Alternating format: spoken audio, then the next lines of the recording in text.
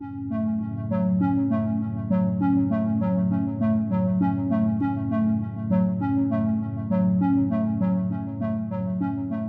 a todas las personas que se conectan con nosotros a través de este foro interactivo del diario La Prensa de Lara. Desde la redacción del diario La Prensa desarrollamos este foro en esta oportunidad para tratar la situación alimentaria en Venezuela.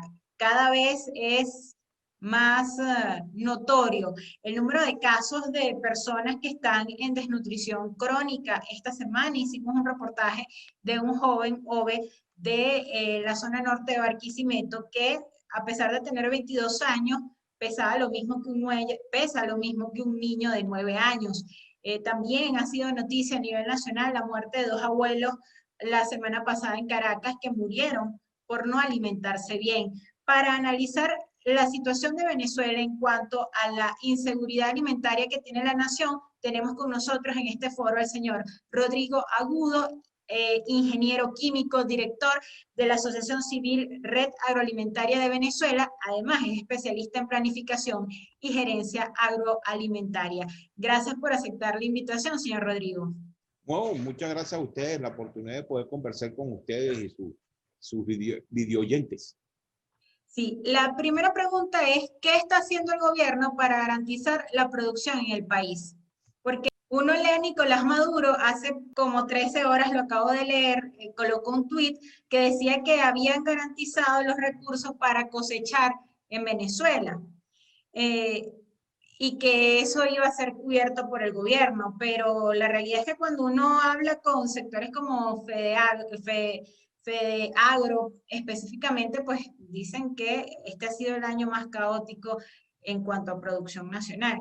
¿Qué se está haciendo en cuanto a producción en el país? Bueno, ciertamente yo debería empezar primero por decir que en cualquier estado, cuando uno tiene estadio, ¿no? Personal, institucional, oficial, gobierno, cuando uno quiere resolver un problema, lo primero que hay que hacer es reconocer que el problema existe.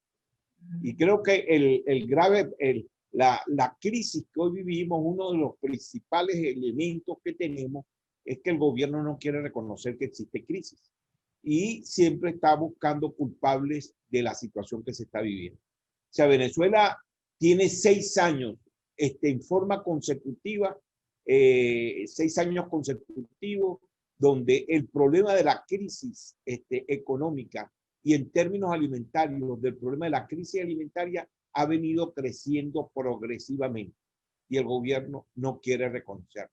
Hoy el gobierno y entonces tiene un discurso ambivalente y contradictorio. Por un lado dice que la crisis es producto de las sanciones, pero por otro lado presenta un programa de crecimiento agrícola totalmente, bueno, para decirlo en palabras sencillas, que es del país de Alicia en el País de las Maravillas.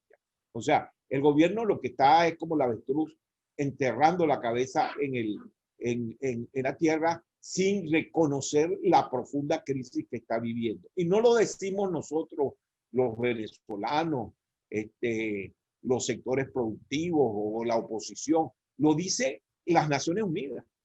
Las Naciones Unidas en febrero emitieron un informe donde cataloga que hay 5 países en el mundo que están en una profunda hambruna, ¿no?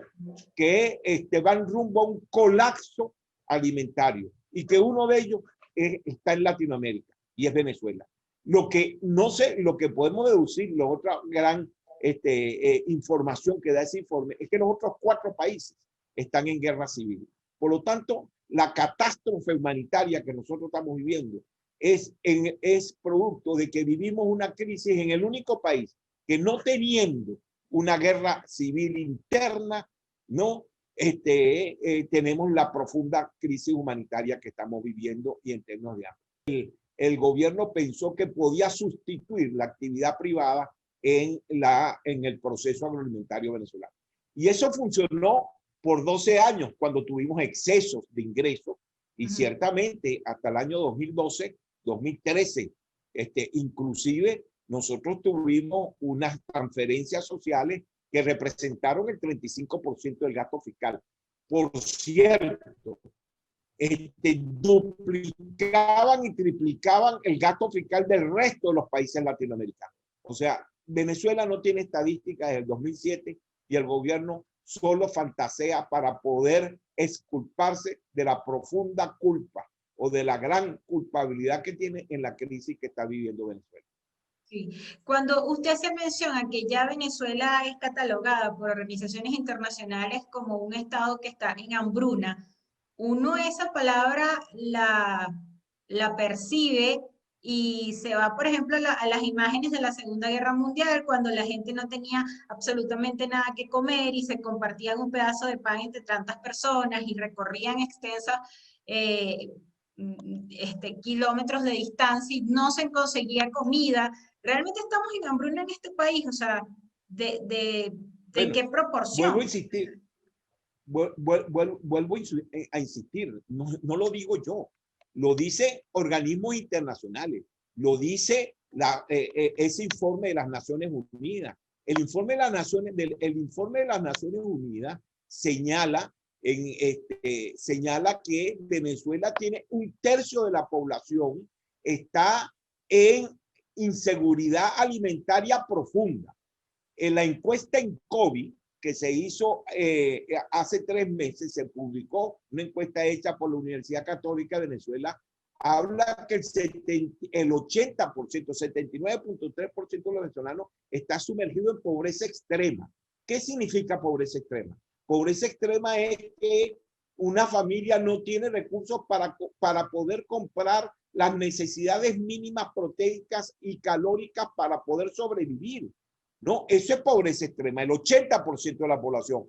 Y el 96% de la población son pobres.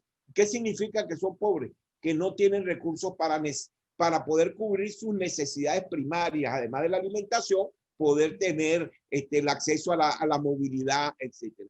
Eso es. O sea, yo no diría que estamos en crisis, en una profunda crisis humanitaria, como dice el informe de las Naciones Unidas.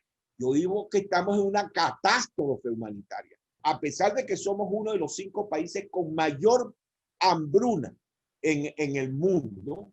Somos uno de los pocos países que, teniendo gran pobreza, como en Latinoamérica puede ser El Salvador, Honduras, Guatemala o Haití, ¿no? Que hoy estamos peor que ellos. Ellos tienen una situación de pobreza en términos estructurales. En cambio, nosotros, nuestra pobreza es producto de una fallida gestión oficial, pero tenemos la potencialidad de podernos recuperar en mediano y largo plazo. Sí. Usted también ha dicho que además de que el gobierno debe primero reconocer que fracasó, también se debe crear o debe existir un acuerdo político. Y pues de esta manera uno ve que pareciera que no hay salida cercana a la crisis venezolana, porque si uno ve a los políticos, pues están cada vez más divorciados de los problemas de la gente. Tanto el gobierno que usted dice que vive en el país de Alicia, y también a la oposición, que termina por ser cuestionada por analistas políticos porque no están conectados con los problemas y las necesidades de la gente.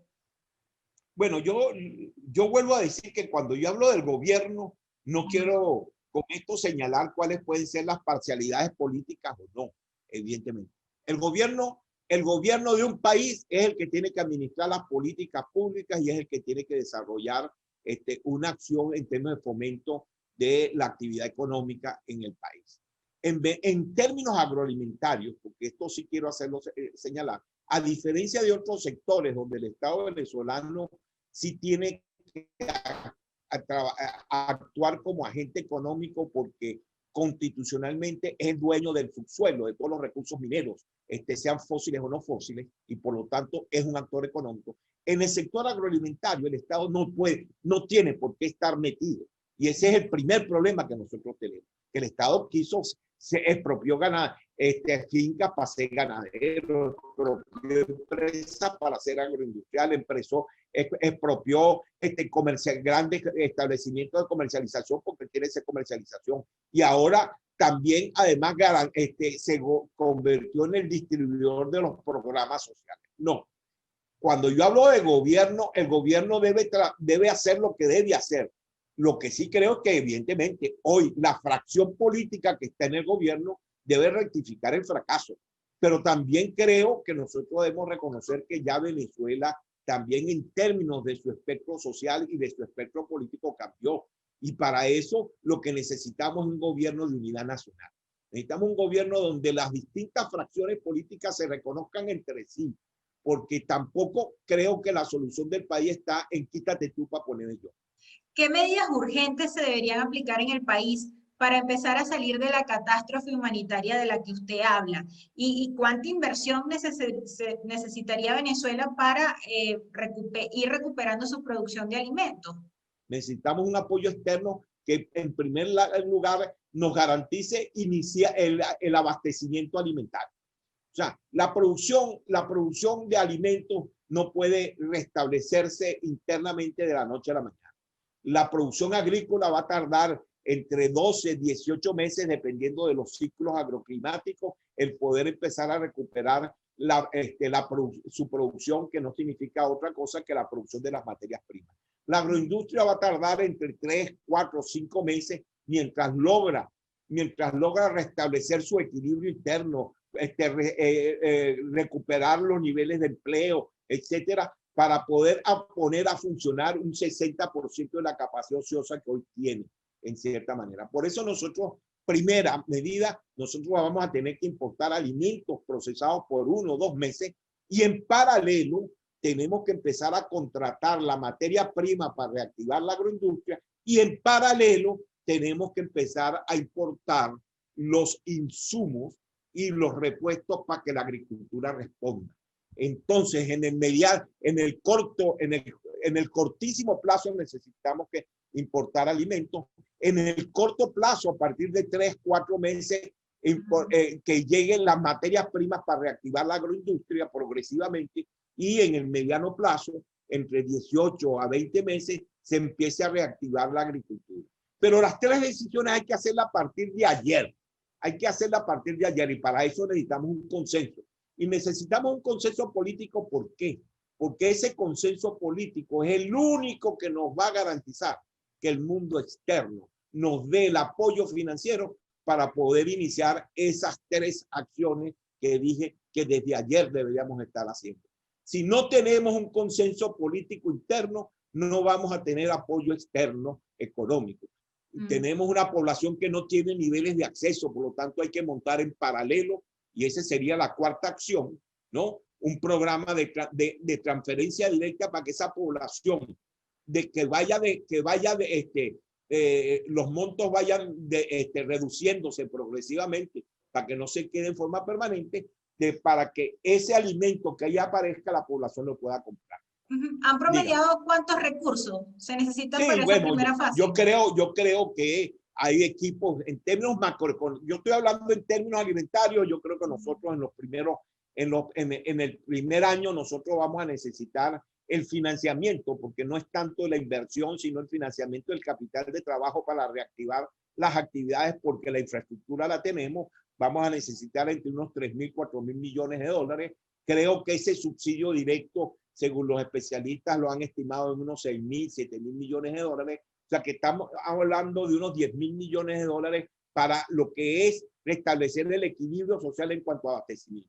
Unos 6.000, 7.000 de transferencias directas a las señoras mayores de 18 años, que son las que garantizan la familia para que puedan comprar, y la reactivación progresiva de lo que es el sector agroindustrial y después el sector de la producción. Necesitamos ese apoyo financiero de unos 60.000 millones de dólares. Pero la buena es que Venezuela tiene el potencial productivo, la capacidad técnica de sus profesionales, y la voluntad y el compromiso de los venezolanos, que en 3, 4 años estamos produciendo nosotros la posibilidad no solo de cancelar esos 60.000 millones de dólares, sino que además de restablecer un crecimiento que nos ponga otra vez en 7 años entre los primeros países con mejor calidad de vida a nivel latinoamericano. Sí. Señor Rodrigo, cuando uno lee estos estudios que mensualmente informa la red agroalimentaria, el más reciente de septiembre decía algo que me llamó la atención: el 42% de los poblados del país dejó de quejarse por escasez de alimentos. Y la pregunta viene: ¿qué reclama el venezolano en las poblaciones rurales del país, donde quizás se ven más fallas en los servicios públicos, donde pues uno analiza la información que ha dado la red agroalimentaria y las protestas no han parado, aunque Bueno, no...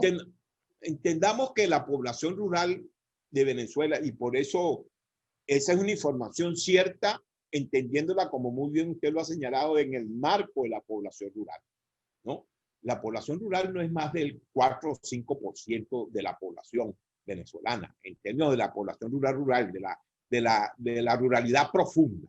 Está bien. Paradójicamente, esa población hoy tiene mecanismos para poder producir un poco de alimentos en términos de autoconsumo. En términos de consumo, porque, bueno, esa es su actividad económica, lo cual no sucede en la zona urbana. Ahora, el gran padecimiento, así como ese informe dice eso, que puede decir que hay menos demanda porque evidentemente hay un proceso de autoconsumo, etcétera. Y estoy hablando de consumo de alimentos y no necesariamente de una dieta balanceada en términos nutricionales y proteicos, que es el que debe garantizarse en términos de seguridad alimentaria, sino en términos de la sensación de saciar lo que puede ser la necesidad de comer. Pero esa misma población está teniendo el gravísimo problema de que ya sus niveles de ingresos cada día son menores, porque hasta la propia producción, más allá del autoconsumo, no la puede comercializar porque no hay gasolina, porque no hay electricidad para mantener los sistemas de refrigeración en términos para poder conservar los alimentos perecederos. O sea, el ganadero que produce queso puede comerse el queso en la finca, pero si quiere vender el queso para tener ingresos y poder comprar otras cosas, necesita poderlo guardar, enfriar, etc. Entonces no hay electricidad o no hay gasolina o gasoil para poder mover una planta eléctrica que pueda mantener una nevera, etc. Y ese es el drama que estamos viviendo. Por eso es que vuelvo a señalar que Venezuela hoy está en una catástrofe humanitaria. No solo es el problema de la alimentación, sino es el problema de los servicios, es el problema de la calidad de vida, es el problema. Y quienes más sufren tristemente son los más indefensos, que son los niños. Sí. Ahora, usted también ha hecho un análisis de que la crisis se empezó a profundizar a partir del 2015 y que el venezolano ha pasado por varias etapas. Primero el desabastecimiento, luego la escasez. Hasta el año pasado el venezolano estaba suprimiendo comidas. Hoy vemos que hay gente que se está muriendo por no comer. ¿Por qué la gente se está muriendo de hambre en Venezuela, ingeniero? Bueno, se está muriendo de hambre porque no tiene los alimentos, ¿no? O no tiene la capacidad para comprarlo. Porque además esa es otra situación que yo creo que hay que aclarar. A partir del año pasado, ¿no? Finales del año y este año, el gobierno cambió la política. Hasta el año 2019 el gobierno controlaba todo. Teníamos controles de precios y todo, bueno, y los alimentos desaparecieron. Pero entonces de la noche a la mañana, este gobierno que durante 20 años no habló de controlar todo, etcétera, se volvió en el gobierno del capitalismo más salvaje. Liberó los precios, eliminó las restricciones para importar. O sea, todo el que tenga un poquito de plata aquí puede hacer lo que le dé la gana. Aquí se están importando alimentos que no tienen registro sanitario, que no tienen permiso para la comunidad. Están vendiendo, los alimentos se venden en establecimientos que no tienen permiso para poder vender alimentos y garantizar la inocuidad. Entonces ahora tenemos un gobierno que se desprendió de todas sus obligaciones, que lo único que le interesa es sobrevivir como poder ejecutivo nada más, sobrevivir el grupito que está en cierta forma en un bienestar a pesar de que el 95% de la población se esté muriendo. Pero resulta que la época de las vacas gordas se acabó y a partir del 2014 el gobierno pasaba la tarjeta de crédito y le rebotaba porque no tenía crédito. Entonces, un gobierno que tenía 30% del gasto de transferencias directas empezó a no tener los recursos para mantener esas transferencias y empezó el caos, como usted muy bien lo dijo. En el 2015, ¿qué empezamos a ver? Desabastecimiento. En el 2016, escasez. En el 2017, hambre.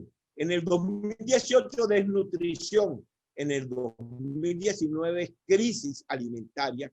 Y en el 2020, la catástrofe humanitaria que estamos viviendo. Y usted acaba de decir algo muy importante, quizás estamos en la etapa de sálvese quien pueda, porque vemos cómo el gobierno está haciendo una privatización silenciosa de empresas que expropió o confiscó. Incluso está el hecho de Agropatria, que ahora la están financiando, la están administrando unos empresarios privados, se corrió el rumor por ahí, lo denunciaba Fedeagro también. ¿Hay posibilidad quizás entre esas privatizaciones que está el gobierno de ver algún cambio para el próximo año, señor Rodrigo? En absoluto, en absoluto. Esos son puras negociaciones que tienen un único beneficio personal o grupal, pero eso no incide en absoluto sobre lo que es la situación de la crisis humanitaria que está viviendo el país, ¿no? Así como el gobierno en forma arbitraria nacionalizó y estatificó y expropió, hoy en forma totalmente inconstitucional está transfiriendo. Allá aquellos que están haciendo esas inversiones y que después cuando venga el cambio tengan que ante la ley justificar si su operación fue lícita o no ilícita. Porque no dejemos de señalar algo que está en el subyacente y que mucha gente olvida. Y es que la Asamblea Nacional Constituyente es inconstitucional. Por lo tanto, las leyes constitucionales son paradójicamente inconstitucionales. Es verdad que el Estado tiene que responder el Estado siempre tiene que responder por sus acciones, pero el responder por sus acciones ante actos inconstitucionales no quiere decir que esos actos tengan validez en términos del futuro. Y ahí es donde va a venir saber quién es quién y por quién cada quien está trabajando en función de quién, en cierta manera. ¿Por qué? Porque no existe, siendo las leyes constitucionales e inconstitucionales, van a dejar de tener vigencia. Por lo tanto, a lo mejor el Estado va a tener que sancionar por aquellos que tomaron decisiones inconstitucionales. Está bien, entiendo. Pero ante los que se beneficiaron de eso, también van a tener que ver si esa prebenda la pueden mantener o no van a tener que retribuir muchos de los beneficios que han hecho en base a que fueron más componendas productos de negociaciones oscuras, de corrupción, que en términos de beneficio social. Sí, quisiera que quizás me precisara más en términos de nutrición, cómo está comiendo el venezolano. Y bueno, sabemos que básicamente es en muy poca cantidad y muy mala calidad, pero ¿qué consecuencias también puede tener el hecho de que una población se someta por tanto tiempo a pues este tipo de limitaciones alimentarias? Bueno, esa es la peor noticia que tristemente tendría que reconocerlo. El problema es que hoy Venezuela, el venezolano, en términos promedio, está consumiendo un 43%, 45% de las proteínas mínimas que debería consumir para tener una sana nutrición. Y está consumiendo entre un 45 y un 50% de las calorías. Entonces, ese proceso de subconsumo calórico nutricional lo que tiene fundamentalmente es un daño profundo sobre la infancia y sobre los niños. Y lo que aquí se está generando es un problema que lo va a sufrir Venezuela, porque estamos generando creando una generación desnutrida que va a tener dificultades en términos de su sano crecimiento intelectual y social. Y ese es el gran daño que está haciendo. Y ese es precisamente la cara que van a tener que hacer todas estas personas que están ocultando la realidad por beneficio personal ante la historia, donde una generación perdida se perdió producto de la avaricia, de la obsesión por el poder, ¿no? Y evidentemente el ejercicio de un cargo público simplemente visto en términos de beneficio personal. Es que esa reconstrucción del país solo será sustentable si despetrolizamos la economía. Con esto no quiero decir que el petróleo no vaya a seguir siendo importante, sino que a futuro la economía venezolana podrá ser sustentable en la medida en que se sostenga en varias patas y no en una sola, en el petróleo, en el turismo y básicamente en la producción primaria, en la producción agroalimentaria, que afecta a 22 de los 23 estados. En 17 de ellos es básicamente la producción primaria la que mantiene la economía. Y en 10 de ellos es la única. Sí. Quisiera también que me diera un balance de qué tanto se produjo este año con pandemia, con escasez de gasolina y con fallas en los servicios mucho más eh, complejas, mucho más, servicios públicos mucho más deteriorados que lo que vimos cuando el apagón nacional el año pasado.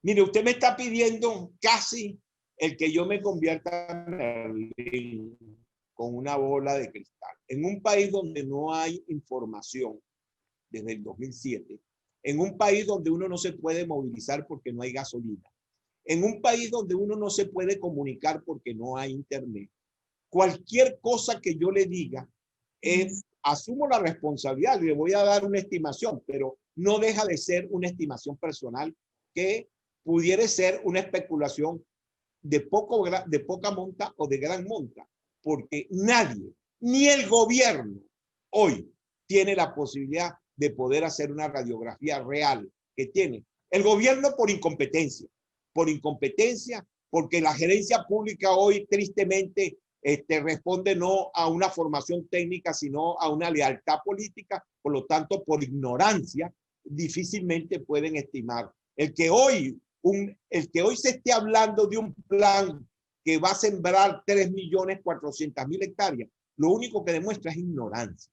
Ignorancia, porque entonces como que no se vive de dónde va a salir la gasolina que se necesita para eso, de dónde va a salir el gasoil para poder mover los tractores, de dónde están los repuestos para poder reactivar los tractores, de dónde está la mano de obra para poder trabajar en ese campo. Por lo tanto, no deja de ser una declaración que en sí misma, el que la dice, le debería dar pena decirla, porque realmente es de tal magnitud la mentira que nadie se lo puede creer. Yo creo que hoy, tristemente, en el 2020, la producción evidentemente va a estar mucho más limitada que la del año pasado. El año pasado nosotros hablamos que el país produjo el 20% de lo que se necesitaba en el país. Este año no tenemos gasolina, este año no, los servicios se han empeorado, este año no ha habido posibilidad de movilización para hacerlo. Que yo le diga que este año va a ser el 15% de lo que se necesita o una caída del 40, del 50% de lo que se produjo el año pasado, sigue siendo una opinión personal que se la digo para una orientación, pero le repito, el que diga hoy una cifra, que se la crea en base a la credibilidad que pueda tener la persona que lo diga. Lo que sí estoy seguro es que la credibilidad del gobierno es nula, por lo tanto las cifras que dice el gobierno son nulas. Y proyecciones hacia el 2021, porque si este año fue dantesco por las consecuencias de la pandemia, ¿qué se puede esperar para quizás el primer trimestre del año? O sea, No, bueno, yo creo que ya el primer trimestre del 2021 lo decimos en base a lo que estamos viviendo ahorita. Como le dije durante la conversación, desde el momento en que lleguemos a un acuerdo, la reactivación tardará 6, 7, 8 meses. Si llegamos a un acuerdo en este diciembre, a lo mejor para el segundo trimestre empezamos a ver el proceso de reactivación. Si llegamos a un acuerdo en julio del año que viene, el 2021 será peor que el año 2020. ¿Y por qué le digo si es en julio y todavía queda medio año? Porque la principal cosecha agroalimentaria del país es la cosecha de invierno. Y para esa cosecha, en marzo, en abril, ya deberían estar en Venezuela los insumos y las materias primas y las semillas que necesitaríamos para aprovecharlo. Si la cosecha de invierno del año que viene se pierde, el problema se difiere un año más en términos de lo que significa la posibilidad que nacionalmente podamos proveer las materias primas que necesitan los venezolanos. Pero repito, si nosotros llegamos en el momento en que haya un acuerdo de una estrategia común para restablecer el equilibrio social, nosotros podemos ver resultados 6 meses, empezar a ver resultados 6 meses después. Por una sencilla razón, porque Venezuela tiene la potencialidad, tiene el conocimiento y tiene además lo más importante, el compromiso del sector productivo venezolano con el futuro de Venezuela. Muchas gracias al señor Rodrigo Agudo, especialista en planificación y gerencia agroalimentaria, por acompañarnos en este foro interactivo. Gracias a ustedes por la invitación y la oportunidad de poder conversar con ustedes. Será hasta una próxima entrega donde analizaremos más temas que son noticias en el acontecer venezolano.